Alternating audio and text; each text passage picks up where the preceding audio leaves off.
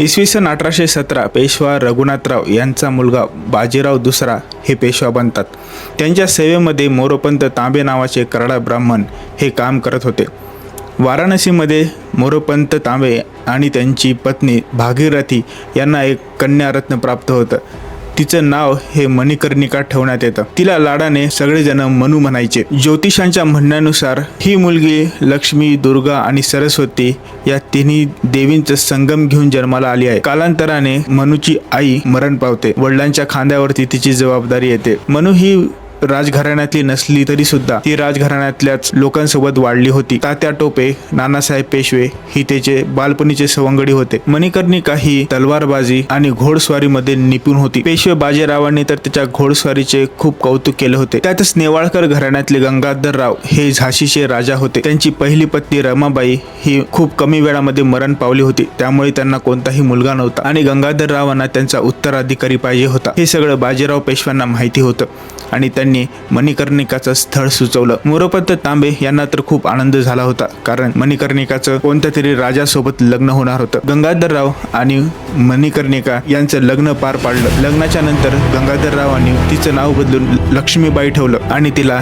झाशीची महाराणी बनवलं. आता मणिकर्णिका ही मनू राहिली नव्हती, तर ती झाशीची महाराणी लक्ष्मीबाई झाली होती. पुढे जाऊन 1851 मध्ये त्यांना एक मुलगा होतो. पूर्ण झाशीमध्ये जल्लोषाचं वातावरण होतं, कारण झाशीला त्यांचा उत्तराधिकारी मिळाला होता.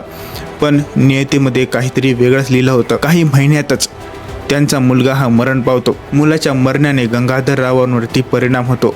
ते आजारी पडू लागतात. अशाच एका दिवशी ते खूप आजारी पडतात. त्यांना कळतं की हा आपला शेवटचा दिवस आहे. त्यामुळे ते लक्ष्मीबाईला बोलवतात आणि त्यांचा भाऊ वसुदेवराव नेवाळकर यांचा मुलगा आनंदराव याला गादीवरती बसवतात आणि मरण पावतात. त्यावेळी भारतावरती ब्रिटिश ईस्ट इंडिया कंपनीचं राज्य होतं. कंपनीने सबसिडरी अलायन्सची पॉलिसी आणली होती. या पॉलिसीनुसार राजा हे नावालाच राजा होते आणि त्या राज्यांचा सर्व कारभार हा कंपनी सांभाळत होती. सन 1848 मध्ये लॉर्ड डॉलहाउसी हा भारताचा गव्हर्नर जनरल म्हणून भारतात येतो. त्याला ही सबसिडरी अलायन्स ही पॉलिसी आवडली नव्हती.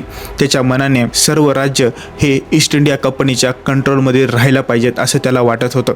त्यामुळे लॉर्ड डॉलहाउसीने डॉक्टरीन ऑफ लॅप्स नावाची पॉलिसी आणली. या पॉलिसीमध्ये असं लिहिलं होतं की ज्या राजांना त्यांचा खरा वारसदार नसेल तर त्यांचं पूर्ण राज्य हे कंपनीच्या ताब्यात येईल. गंगाधरराव यांनी त्यांच्या मृत्यूच्या 2 दिवस आधी कंपनीला एक पत्र पाठवलं होतं. त्या पत्रामध्ये त्यांनी असं नमूद केलं होतं की माझ्या मरणानंतर दामोदरराव उर्फ आनंदराव हेच झाशीचे राजा होतील. पण ईस्ट इंडिया कंपनीला हे कळालं होतं की दामोदरराव हे त्यांचे खरे वारसदार नाहीत.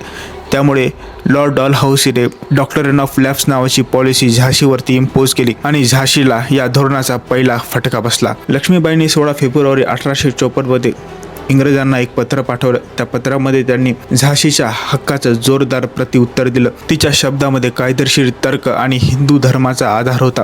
दामोदरराव हे गंगाधररावांचे दत्तक पुत्र आहेत आणि हिंदू धर्माच्या आधारे दत्तक पुत्र हा राजा बनू शकतो असा तिने उल्लेख केला होता. पण गव्हर्नर डॉलहाउसी यांनी तिला एक कायदेशीर उत्तर देणारं पत्र पाठवलं. त्यामध्ये त्याने गंगाधररावांच्या नेतृत्वाखाली झाशीची काहीही डेव्हलपमेंट झालेली नाही आणि जर झाशीवरती इंग्रजी सत्ता लागू केली तर खूप डेव्हलपमेंट होईल असं त्यानं नमूद केलं होतं. राणीच्या शेवटच्या अपीलमध्ये तिने स्पष्ट केलं की जर झाशी ही इंग्रजांच्या ताब्यात आली तर झाशीला अपमान आणि दारिद्र्याचा सामना करावा लागेल. पण डॉलहाउसीने त्यांची एक पण रिक्वेस्ट मान्य केली नाही. पण लक्ष्मीबाई ह्या घाबरल्या नाहीत. सन 1857 मध्ये झाशीवरती संकटाचं ढग कोसळलं. ओरछाच्या सैन्याने झाशीला वेढा घातला होता. मेजर इरिस्किन याला झाशीने मदतीचं आवाहन केलं, पण इरिस्किनने मदतीसाठी नकार दिला. इंग्रजांच्या या नकारामुळे राणी निराश झाल्या. राणीच्या सल्लागारांमध्ये मतभेद होते. काही म्हणत होते इंग्रजांसोबत संधी करू, तर काही म्हणत होते इंग्रजांसोबत युद्ध करू. पण काही दिवसातच बदनापूरचा राजा हा 3500 सैनिकांसह झाशीमध्ये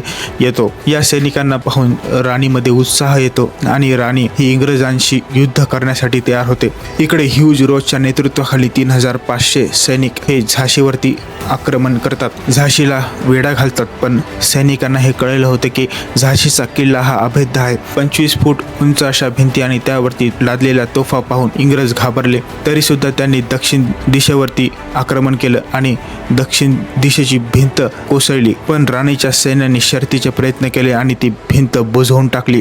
स्वतः राणीने 1500 सैनिकांसोबत इंग्रजांवरती हल्ला केला, परंतु इंग्रजांच्या सैन्यापुढे तिचा निभाव लागला नाही आणि तिला माघार घ्यावी लागली. राणीचे वडील मोरोपंत हे इंग्रजांच्या तावडीत सापडले. मोरोपंतांना फाशीची शिक्षा सुनावली गेली. ह्युरोज यांनी किल्ल्यावरती हल्ला करण्याची चांगलीच योजना आखली होती. 4 एप्रिलच्या सकाळी त्यांना कळलं की राणी लक्ष्मीबाई ह्या किल्ल्यातून पळून गेल्यात, पण तिचा लढा अजून संपला नव्हता. किल्ल्यावरून 100 सैनिकांसह आणि दामोदररावांना आपल्या कडेवरती घेऊन सुमारे 145 किलोमीटरचा अंतर कापून त्या कालपीला आल्या. याच काळात डॉल हाऊसीचा उत्तराधिकारी चार्ल्स कॉनिंग याने राणी लक्ष्मीबाई यांना बंडखोर म्हणून घोषित केलं होतं आणि त्यांच्यावरती 20,000 रुपयांचं बक्षीस ठेवण्यात आलं. 6 जून रोजी राणींचं सैन्य हे कालपीहून निघालं आणि थेट लाहोरला पोहोचलं. हे इंग्रजांना कळल्यानंतर इंग्रज सुद्धा लाहोरच्या किल्ल्यावरती आक्रमण करण्यासाठी तयार झाले. लाहोरच्या किल्ल्याचा अभ्यास करून 17 जूनला इंग्रजांनी लाहोरच्या दक्षिण पूर्व भागावरती आक्रमण केलं. राणींच्या सैन्याने सुद्धा इंग्रजांना चांगलंच प्रत्युत्तर दिलं. पण सकाळी 7:30 वाजता 95व्या रेजिमेंट युनिटने कोटाई की सराय आणि लाहोरच्या डोंगराळ भागामध्ये राणींच्या सैन्याशी 2 हात केले. राणींचं खूप सैन्य मारला गेलं. 8व्या हुस्सरच्या स्क्वॉड्रनने राणींच्या अंगरक्षकावरती हल्ला केला आणि त्यांना मारून टाकलं. त्यांच्या मरणाने राणी ह्या कमकुवत झाल्या. राणी ह्या लढता लढत्या मरण पावल्या.